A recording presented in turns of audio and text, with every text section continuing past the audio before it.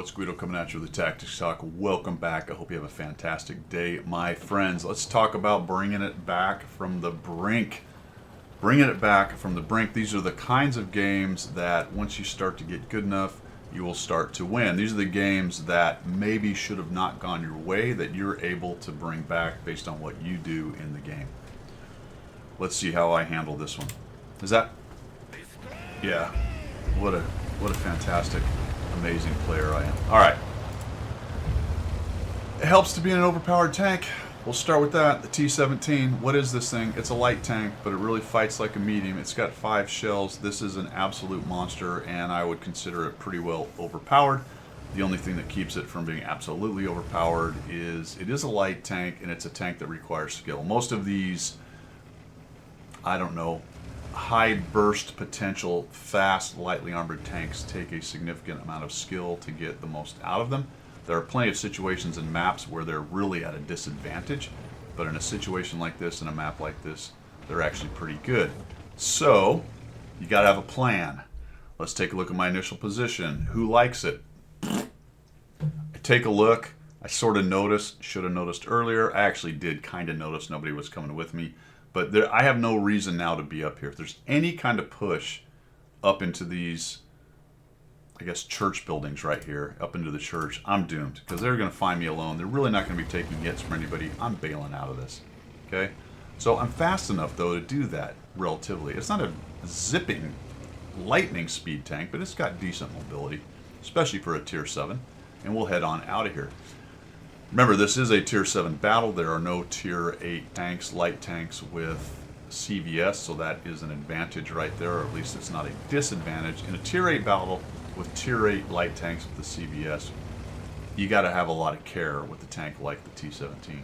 So I'm going to head back because I see the Challenger.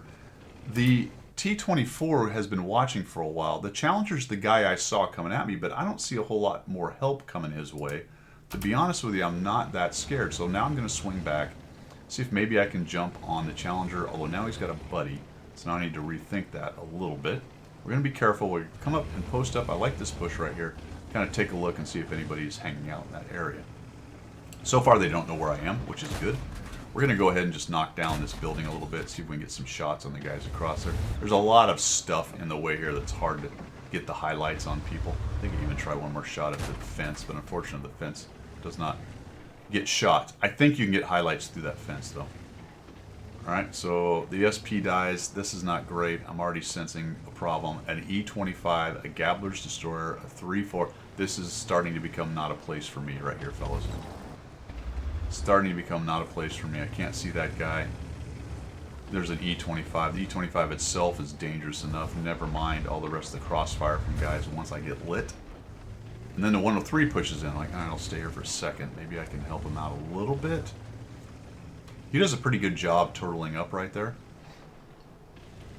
He survives a lot longer than I think he probably should have.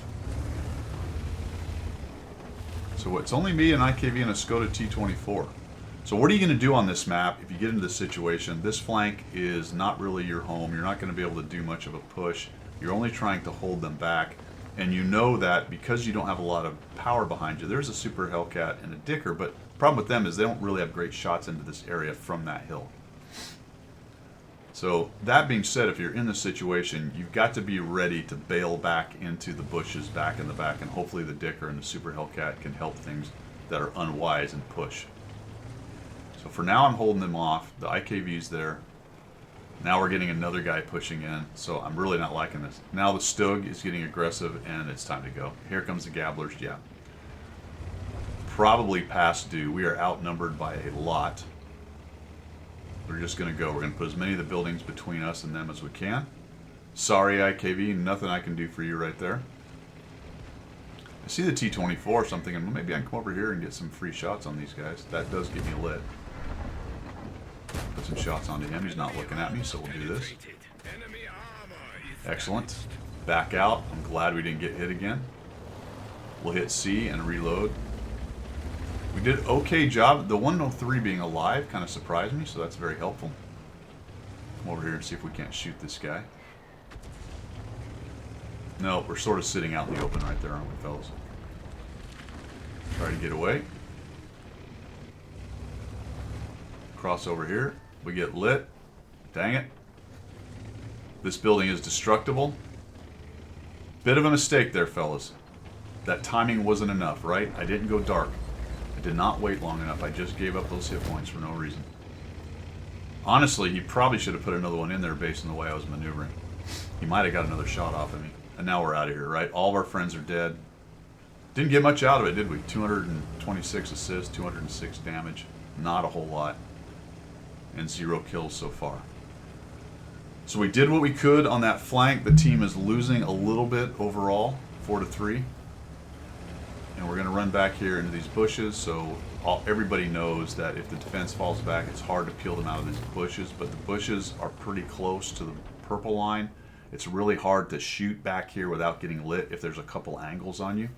But it is the best defensive spot there is, especially if I've got a Dicker Max and a Super Hellcat. Problem is, once their flank gets turned, they're going to start getting seen. It looks like the Dicker's taking a big hit, and the Super's now bailing back. I actually like this. The Super coming back here is going to be really good for us if he can survive the SPIC moving across. Take a stab, we don't get him. That's a bummer. But he's out in the open, so armor not hit. Dadgummit. Okay, another shot. Miss. Not really great gunnery on my part, to be honest. Force a reload because that just wasn't working out. We'll just kind of hang out here in the bushes. I like what the Super Hellcat does here. He sort of pushes up on him. And this is going to illustrate what this is going to be a miss. I don't have enough firepower to take this guy out, unfortunately. And he's smart and gets away. And look at that. I just gave up a bunch of hit points to get those shots right there. So probably if I'd have backed up a little bit more. I think I was at the back, though. I get lucky with the Wolverine. And then he's kind of hanging out over here. Super Hellcat makes a push, and we're just losing in every direction. But this is the best thing I had to do, fellas. I could have shifted over to the other side, but what am I going to do? Go try to fight heavies in the brawling area? My strength right now is my speed and my vision and my stealth. So we get a couple important tanks out. The E-25 especially is a nice one to get destroyed. Good on the LEF, who has a pretty good game. He does a nice job. Hellcat does a nice job. Several players in this team, do a nice job at this point. We're relying on the enemy team to make a mistake, especially if they push in on this side. Now check this out. I only have 327 hit points, but you gotta love what this Super Hellcat does. He's got some hit points. He's gonna go in there and help out with the cap. I'm still concerned we're going to get our flank turned right here. And here comes the Wolverine. So let me back out of this and see if we can hit him once here. Nice. Alright, that's very good. And we'll get on the move. They're all over the cap. Look at the Super Hellcat making it happen on the cap. Gets a couple decaps. The LEF is sneaking shots in there. The Leopard's taking shots. So I'm going to come over here and try to support the Hellcat if I can. I don't know if I have a shot there, to be honest. There might be a wall in the way. I'm not sure. So we're going to push on in here and see if we can help out. It's about time to press 2 and get into the APCR. You get into this part of the game. One of my concerns about this move is the 3002 up on the hill. He's going to have shots into me in various places if I'm down on this dip. I wanted to sneak up on these guys here if I could. So we're going to cruise on in here and see what we can do. Oh geez. Sort of picked him up late. Oh man, autoloader to the rescue. Back out around the corner. Please don't hit me, 3002. ARL is thinking about it. He's like, can I come get this guy? Is he going to poke? Is he that dumb? No, sir. I am not. I am neither going to poke, nor am I that dumb. We've settled the problem down a little bit. Right now there's only one guy that can cap that we can see. He takes another hit. Very nice. But the Dicker pays for it. Hits him hard. Alright, I wish I was smarter right here because I actually have a shot. And this is just me not knowing this map well enough. I could have killed him right there. But we cruise across. I'm really, really lucky I didn't take a hit from the artillery. He's not looking, so... Oh no! Alright, we're just going to have to stand and take him down. Alright, lucky, lucky. Lucky, lucky that guy wasn't looking. And the arty, for whatever reason, looks like he did take a stab at me. Actually, there's a circle. So we're just trying to dodge. I'm hoping the 3002 doesn't hit me. I'm hoping the other arty isn't ready and nuke me and I get away. Alright. There's a 3002. I don't know what his hit points are. We got a Leopard doing a nice job locking guys down on that hill right there. We have an LEF. Look at the LEF on the move. You got to like that. So we're going to go ahead and turn their flank. We're missing a Basoto we haven't seen. I've talked about the 3002 a couple times. He's up on the hill, and there's 2 artillery.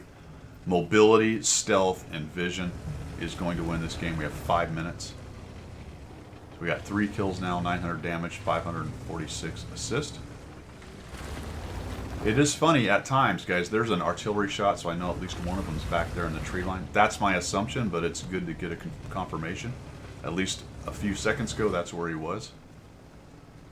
Mobility, speed,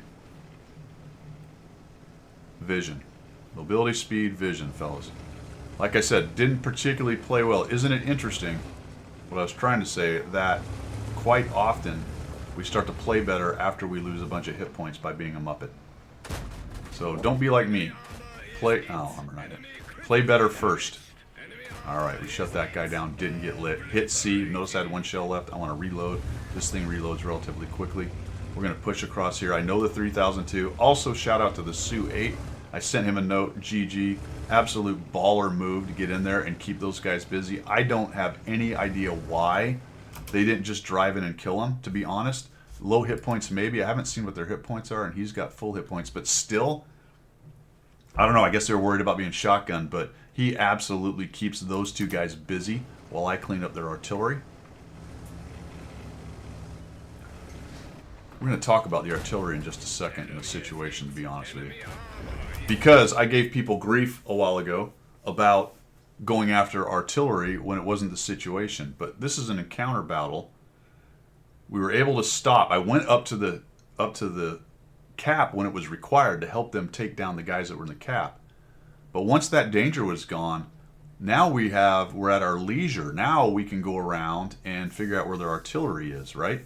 In this situation, that's my assessment. The artillery became more important. And unfortunately, that guy saw me. He did not want to take another hit, so he backs down. Thank goodness he didn't stay up there. And now we got to be careful, right? The Basoto's on the cap. All right, there he is. So I think, yep, there we go. So we got maybe a shot through there. Nice, got 1 piece of him. Got to knock down these buildings. Another one. Oh, man. Didn't work out. There's the 3002. I only have 1 shell. I should have been smart and hit C a while ago. I completely missed it. Sitting on 1 shell, late. That was a late reload. Oh, man, look at that. The Su-8. 20 hit points. Honestly, man, what a baller move by that guy. Again, I sent him a note after. I said, "Did you save this game?" 100,000,000% saved the game. There we go, and we'll just finish that guy off with 6 kills, 1,767 damage, 546 assist. The MVP going to the Su-8. Who, have you seen a Su-8? I wish I had his replay, man. Just mad respect for taking that damn thing into the factory and holding those 2 guys up. The Leopard as well, I think, because one of the reasons they didn't want to move out in the open, I think they were getting plinked by the Leopard too, who had a nice crossfire going on. But between the 2 of those guys and the LEF, who was just bombing people right and left, just completely handled that while I wandered around and cleaned up 2 more kills. You know, so I can, I got to, Top Gun, look at me kind of thing. Nicely done all around, guys. Nicely done all around. That was fantastic. Brought it back from the brink. That one was not looking good at all. Another also good lesson, also to, in addition to, guys, something we talk about a lot on the channel, going to cap when the conditions are not set. There was really no reason for their guys to jump on cap right there. They could have worked around and tried to find the miserable remnants of our team instead of sitting on cap. One of the worst things about cap, or one of the things that happens when you get on cap, especially when there are low numbers of tanks, and other positions are known, you start to tell the other team intel, you let them know where you are. If you're lit and on cap, then of course they know where you are. But if you're only missing a tank or 2 and you know where some are, and then the cap circle starts getting capped, well, now you know that guy's there. And if it's a scary tank like a heavy or something, like, well, he's out of the game. As long as I don't give him a shot off a cap, that he can sit there for a while. And it's an encounter match, the cap ticks forever. So this game is a lot about time. Don't get too crazy. they get 2 on, sometimes it can get a little hairy, and you got to get in there. And you saw the Super Hellcat, which I didn't mention. I did earlier. I didn't mention at the end. Fantastic job by him as well. But you generally in encounter have a lot more time than you might think to deal with it. All right, guys, that's all I've got. Bringing it back from the brink. You guys have a fantastic day. See ya.